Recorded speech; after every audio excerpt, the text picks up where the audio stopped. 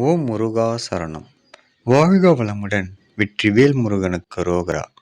இன்றைய நாள் இனிய நாளாக அமைய எல்லாம் வல்லப்பன் முருகனின் அருள் அனைவருக்கும் கிடைக்கப் பெறுக.